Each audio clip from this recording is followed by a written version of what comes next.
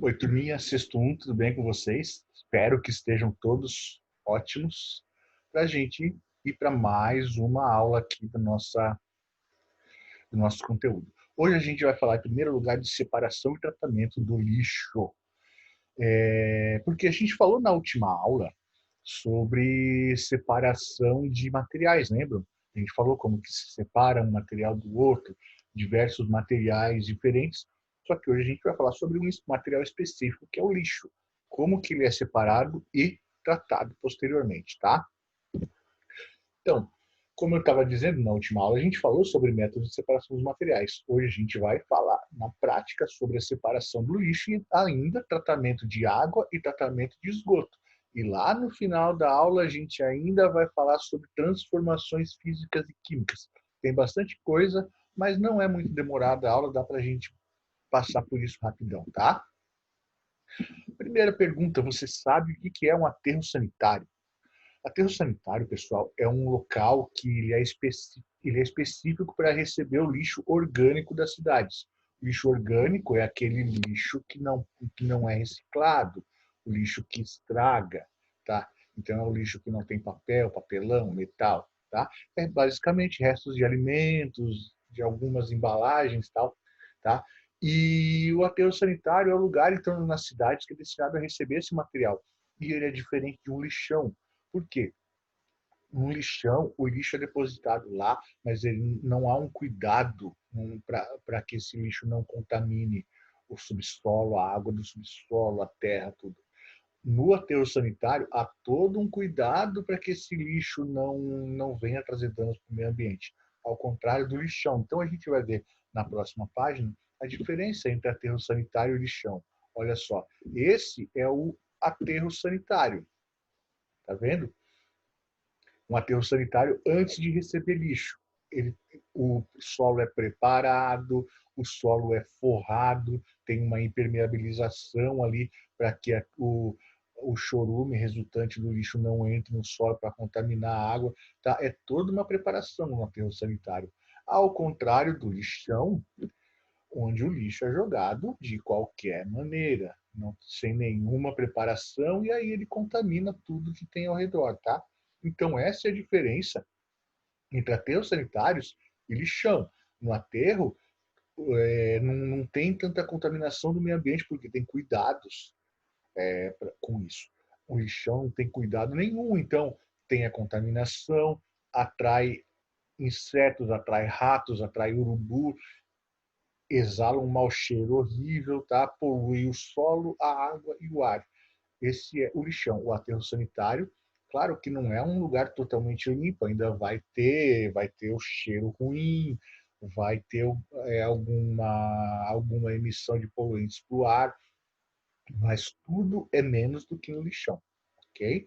O aterro sanitário é um lugar preparado para receber lixo, porque o lixo ele tem que ir para algum lugar. A gente gera lixo todo dia nas nossas casas e para algum lugar ele precisa ir.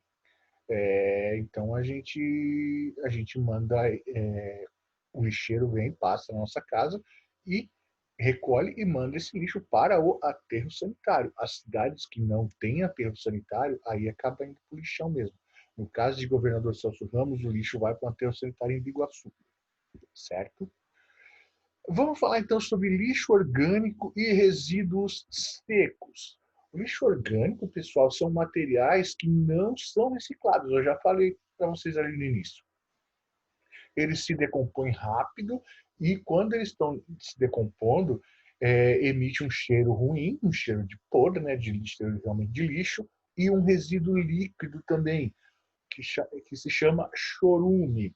Sabe, você já deve ter visto, às vezes você esquece, pode ter acontecido algum dia de você esquecer um saco de lixo num cantinho da sua casa, no quintal, não sei o quê, e quando você vai e vê aquilo lá, tá um líquido amarelado com um cheiro muito ruim, aquele líquido se chama chorume, e é resultado da decomposição do lixo orgânico.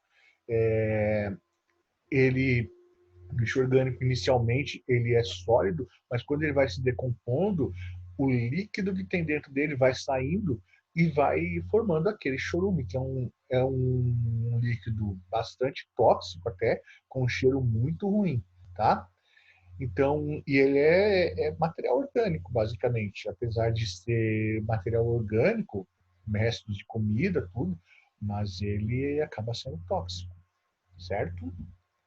Aí os resíduos secos, ao contrário, são os materiais que podem ser reciclados. Então, também, resíduos secos também são chamados de recicláveis. São vidros, plásticos, papéis e metais. Então, tudo que for de vidro, de plástico, de papel e de metal, você pode reciclar. Por isso é interessante, na hora de você separar, botar o lixo na sua casa, você separar o que é reciclável do que não é, tá? Porque aí você poupa para o pessoal que recolhe o lixo o trabalho de triar isso depois, tá? Se já vem triado, ele já é coletado separadamente.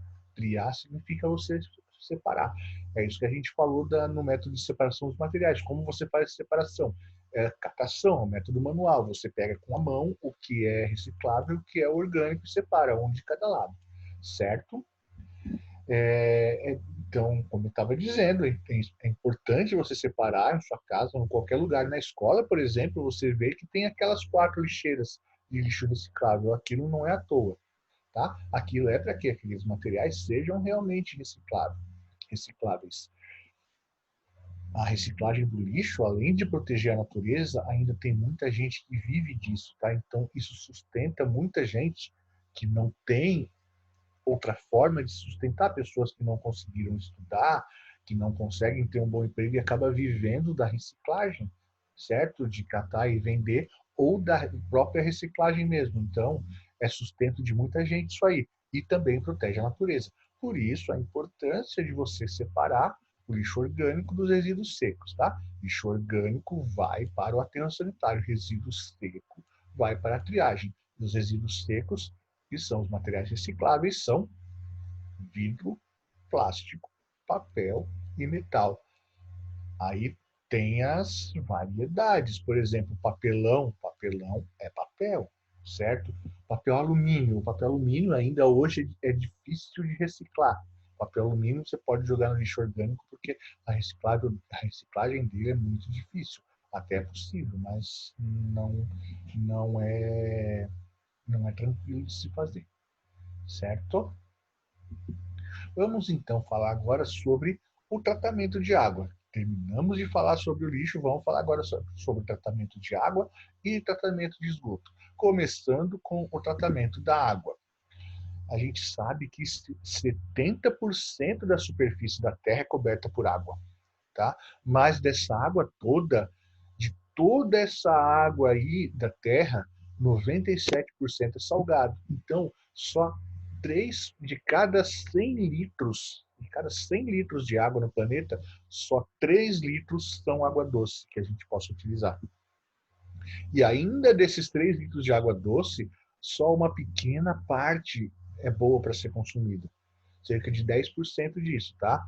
E ainda assim, essa água você não consome diretamente, ela precisa ser tratada. Por quê? Porque ela pode ter sujeira de onde ela é captada e ainda assim, mesmo se ela for limpinha lá onde ela é captada, no rio, no lago, mesmo se essa água fosse limpinha lá, ela passa por tanta tubulação até chegar na sua casa, tantos tubos, tantos canos, que acaba vindo sujeira nela. Tá? Então, essa água precisa ser tratada antes de ser consumida. E esse tratamento acontece nas estações de tratamento de água. Lá nessas estações, a gente vai ver uma foto um pouco mais para frente, ela passa por um monte de procedimentos para ser limpa e purificada. Tá? E,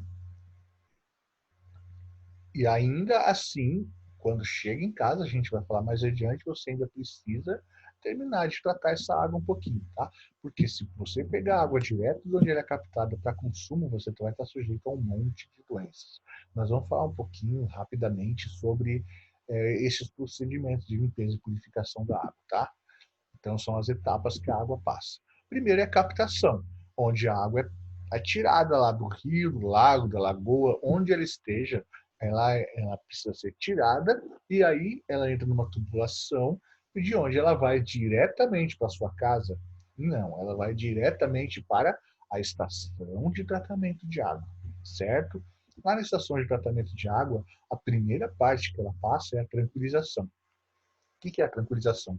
A água ela chega muito agitada, ela passa pelos tubos, então ela fica se mexendo muito, aquilo vai misturando a sujeira dela.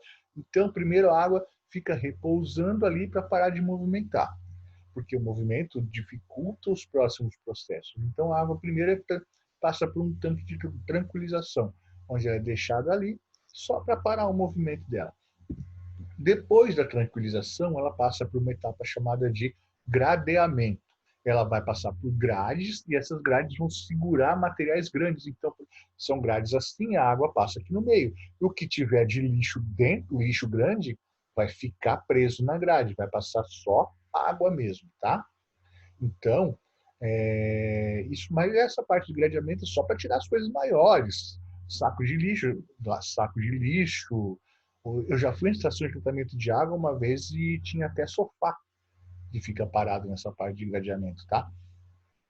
É para tirar lixos grandes, materiais grandes da água. É a primeira etapa.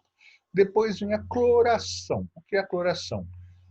É jogado cloro na água. Sim, o cloro, aquele mesmo que a gente que põe na piscina ou que a gente usa em casa, que a gente chama de água sanitária. Aquilo é basicamente cloro, tá? Para que serve o cloro? Ele vai matar micro-organismos. Esses micro-organismos podem causar doenças. Então, esse cloro vai matar esses micro-organismos. E também, no mesmo local onde acontece a cloração, também é jogado sulfato de alumínio misturado com cal. Para que o sulfato de alumínio com cal? Ele vai ajudar na próxima etapa do tratamento da água. Qual que é a próxima etapa? É a floculação. O que é a floculação?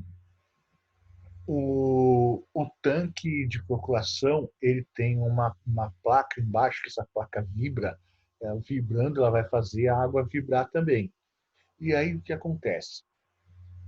Aquele sulfato de alumínio faz as sujeirinhas que tem na água se juntarem em pequenos flocos de sujeira, tá?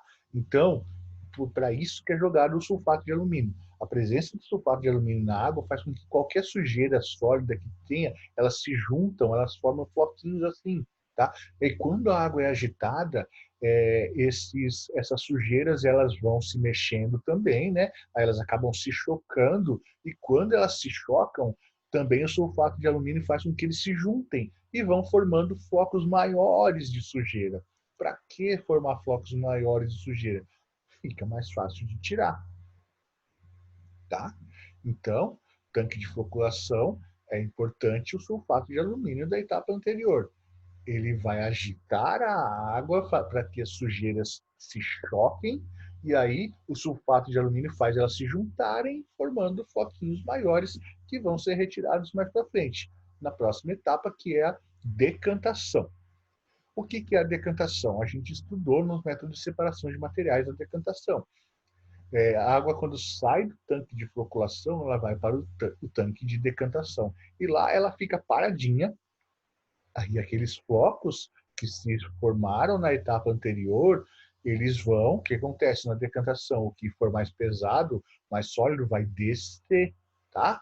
Então, quando a água fica paradinha ali, aqueles flocos de sujeira vão tudo para o fundinho, formando um lodo no fundo. E aí, as canaletas, que são pequenos tubos, vão tirar a água da parte de cima, sem a sujeira, tá? A sujeira desce, não, isso não é instantâneo. A água fica um tempo lá no tanque de decantação até toda a sujeira descer, formando o lodo no fundo, e aí vem as canaletas e tiram a água de cima sem o lodo. Então essa água ela já está sem sujeira. Ela já está praticamente sem micro-organismos, porque já foi feita a cloração, e já está praticamente sem sujeira também, porque já foi feita o gradeamento, a floculação e agora a decantação. Mas ainda não acabou. Ainda tem a filtração. A água ela vai passar por um monte de filtros com métodos de filtragem diferentes, com tamanhos de rede de filtro diferente. Então, um vai filtrar sujeirinhas maiores, outros sujeirinhas menores. ele vai passar por um monte de filtragens para tirar o que ainda sobrou de impurezas assim, tá? E depois, por último, ela passa por uma outra cloração, ou seja, jogado cloro de novo para matar o que ainda sobrou de micro-organismos que poderiam causar doenças, tá? Então a cloração é feita 2 vezes, no início e no final. E a fluoretação. O que é a fluoretação? É colocado flúor na água. Por quê? Isso é uma lei aqui no Brasil, que é obrigatório ter flúor na água, não é em todo lugar que tem, mas aqui no Brasil tem. É obrigatório ter flúor na água para quê? Para ajudar a evitar as cáries na população. Então, a água que a gente bebe já vem com flúor, e o flúor é um elemento químico que ajuda na prevenção contra as cáries nos dentes, ok? Então, a última etapa na estação de tratamento da água é essa. A água recebe mais cloro do que já tinha recebido antes e recebe um pouco de flúor também para evitar as cáries na gente, certo? E aí, depois, armazenamento e distribuição, ou seja, essa água vai para reservatórios grandes, geralmente perto da estação de tratamento, a água vai para um reservatório muito grande, e desse reservatório, a água é mandada por tubulações até outros reservatórios menores que estão em diversos pontos da cidade. E desses reservatórios menores, aí sim a água é mandada para as casas, para os bairros próximos, tá? Então, todas essas etapas no tratamento da água. Vamos voltar para a gente retomar. Ó. Primeiro, a captação, onde a água é tirada lá do rio. Tranquilização, para parar tudo, parar o movimento.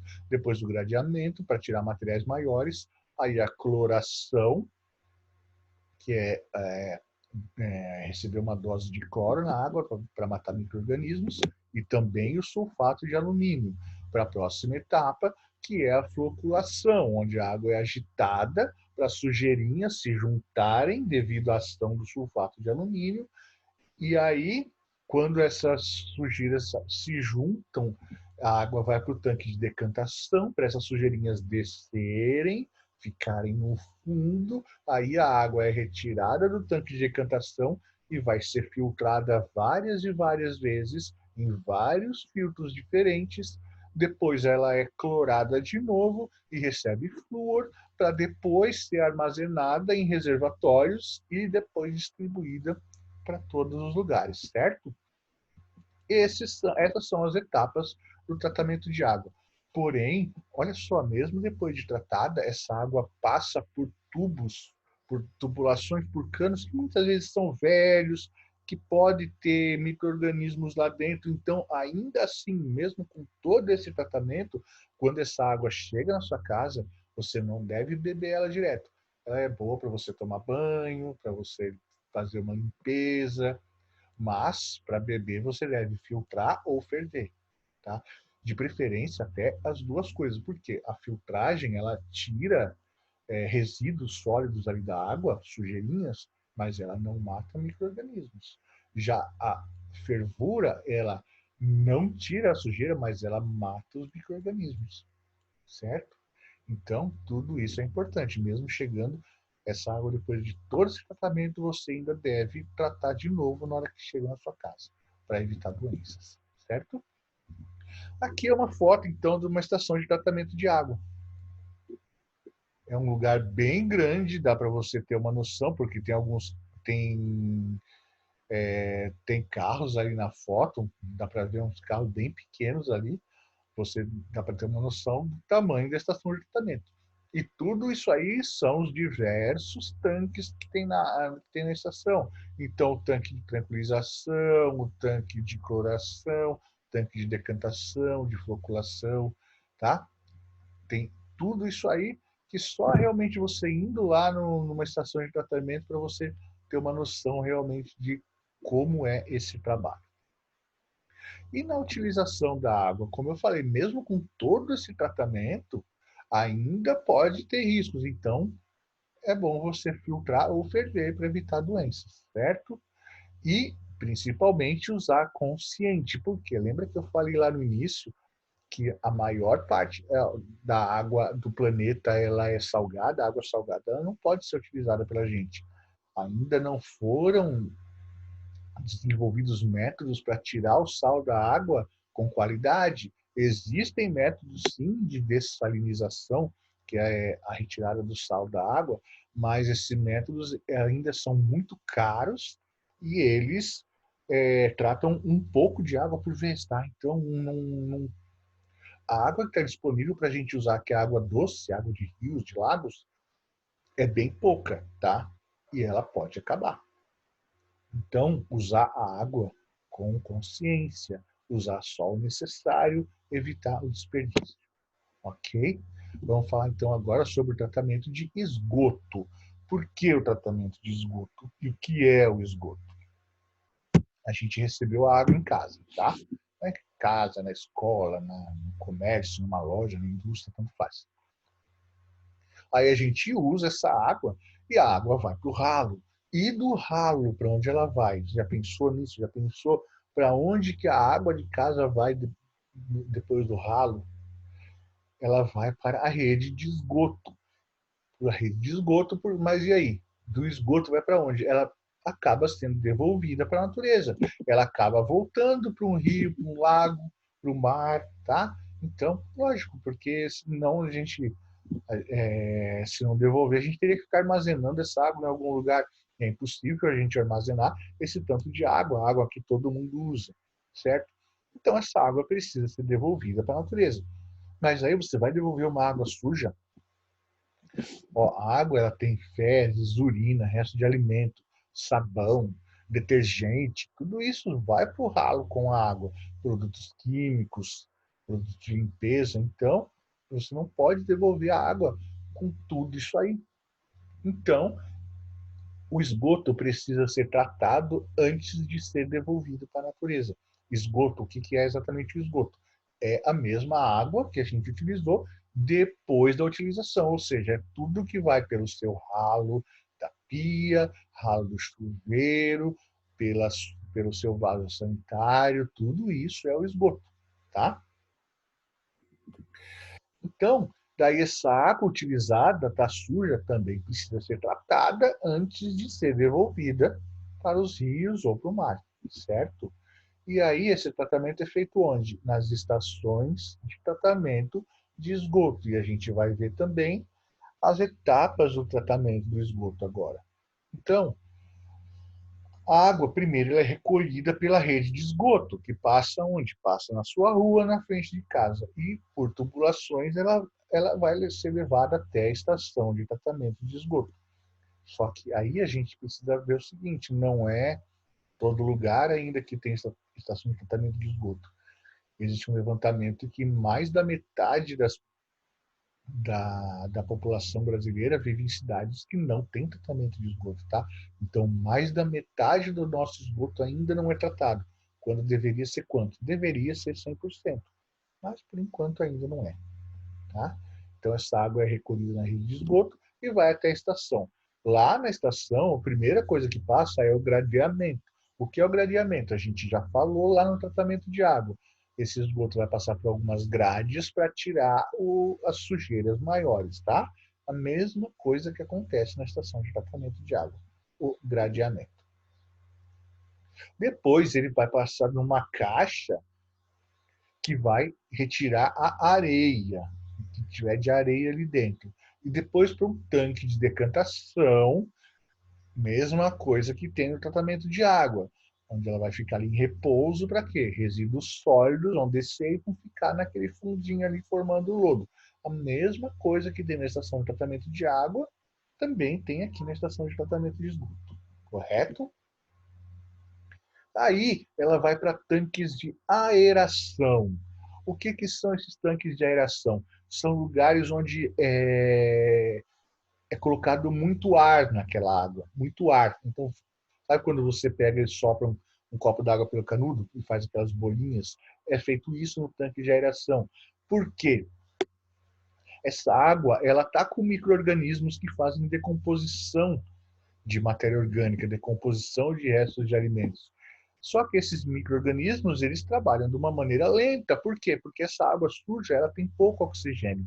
Então, nesses tanques de aeração, é colocado mais um monte de oxigênio lá naquela água, e aí esses micro-organismos, com mais oxigênio disponível, eles trabalham melhor, eles trabalham mais rápido, e eles vão decompor mais rapidamente a matéria orgânica que estiver nessa água, tá? Então, a aeração é para quê? Para colocar oxigênio na água e facilitar o trabalho dos decompositores, que são micro-organismos que fazem a decomposição daquele resto de alimentos, e esses decompositores vão fazer o trabalho deles mais rápido, tá? Aí esse esgoto vai então para outros tanques de decantação para ser tirado o resto de resíduos sólidos. Tanque de decantação, mais uma vez, a água fica paradinha e o que tiver de sólido vai descendo e se depositando lá no fundo, ok?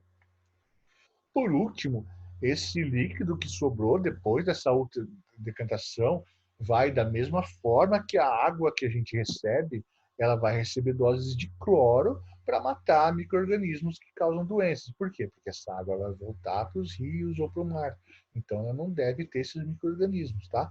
Então, o esgoto, assim como a água, também recebe doses de cloro para matar os micro-organismos, certo? E aqui a gente tem uma foto de uma estação de tratamento de esgoto.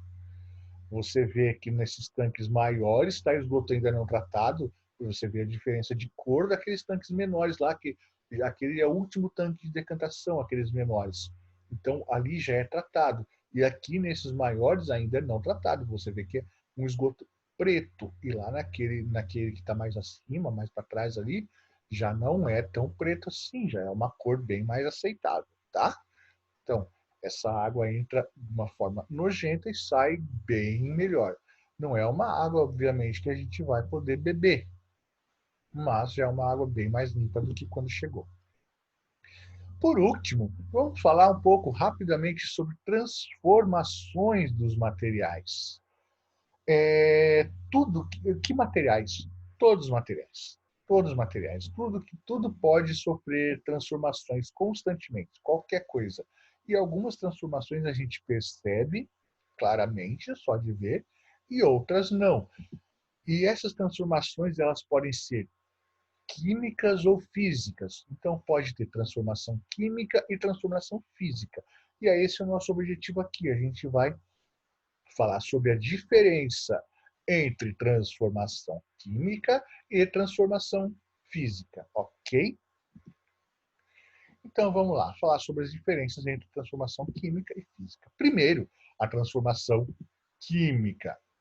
Transformação química é quando a gente vê alteração na composição do material, ou seja, quando é formada alguma substância diferente da que existia antes. Ainda é complicado de entender, então vamos com exemplos que vão facilitar vocês entenderem esse conceito, tá? Então, por exemplo, oxidação do ferro. O que é oxidação do ferro? É quando alguma coisa enferruja, forma a ferrugem. Então você tem alguma coisa de ferro, sei lá, um cadeado, um portão, que com o passar do tempo aquilo vai ficando, pegando sol, chuva, umidade e forma aquela ferrugem ali naquele material. Então você percebe que houve uma formação de uma substância diferente. Qual é essa substância diferente? É o óxido de ferro, ou seja, a ferrugem. Você tinha ferro, e com muito contato com o oxigênio, esse ferro acaba se ligando ao oxigênio e formando a ferrugem. É uma alteração química. Outra, quando uma fruta apodrece, deixa uma banana em cima da mesa. Essa banana ela é amarelinha e com o tempo ela vai ficando um pouco mais preta, um pouco mais preta, um pouco mais preta, até ficar totalmente preta. Por que mudou de cor? Porque foram formadas novas substâncias ali, substâncias que não têm uma aparência amarela, e sim preta, tá? Então, quando uma fruta apodrece, ou quando um feijão estraga, um arroz estraga, isso é uma transformação química, tá? Mas a gente falou de coisa enferrujada, de coisa podre, a gente só falou de coisa ruim. Mas nem tudo, nem todas as transformações químicas são ruins. Então, por exemplo, quando você faz um bolo, ou você faz um pão, inicialmente você tem uma massa. Aquela massa não é um bolo nem é um pão. Só que quando você mistura aquilo ali, bota no forno e assa, vai se transformar em um bolo ou um pão. Isso também é uma transformação química, porque houve a formação de novas substâncias que não existiam ali no início, certo? Então, essas transformações químicas, como eu vim explicando, na maioria das vezes, ela vem juntamente com evidências que você vai perceber, como mudança de cor, no caso da banana, no caso da ferrugem, muda de cor, ou liberação de cheiros, de odores, que são cheiros. Você percebe a transformação química, então, muitas vezes, pela mudança de cor ou pela mudança de cheiro daquele material, correto? Então vamos falar um pouco sobre a transformação física agora. A transformação física é quando a matéria não é alterada e nem existe a formação de novas substâncias. Ah, então como que ela foi transformada? É isso que a gente vai ver agora. Também com exemplos para você entender. Então, quando você quebra um vidro, você quebrou um vidro. Então tinha um vidro inteiro, quebrou um copo. Aquilo continua sendo vidro, só que está em forma diferente. Então ele sofreu uma transformação física, não química. Não houve a formação de nenhuma substância que não existia antes. O vidro continuou sendo vidro, apenas ele não está mais inteiro, agora está quebrado.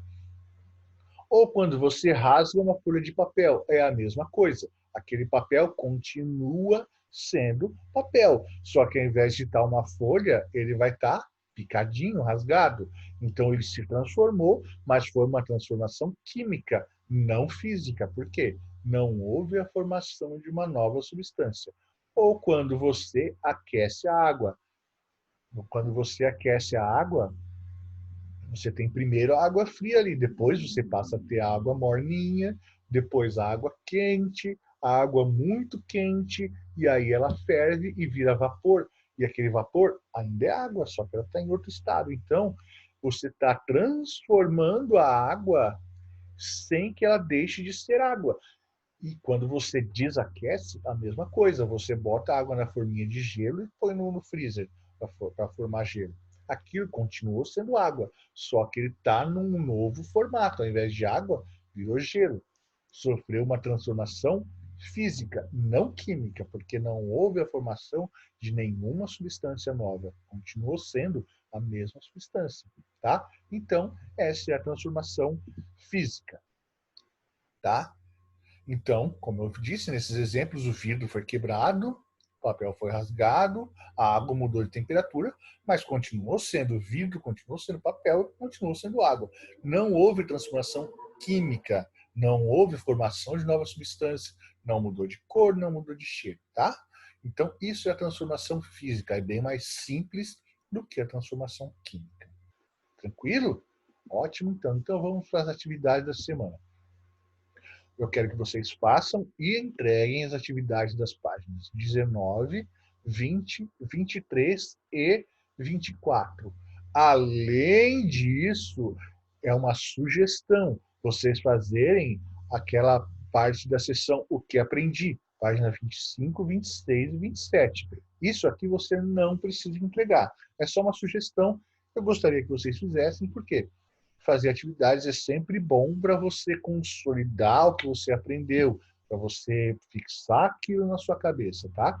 Então seria legal você fazer, só não precisa me entregar. O que vocês precisam me entregar é página 19, 20, 23 e 24. Ok, pessoal? Então é isso por hoje, era só. Até a próxima aula. Um beijo para todo mundo e se cuidem. Tchau, tchau.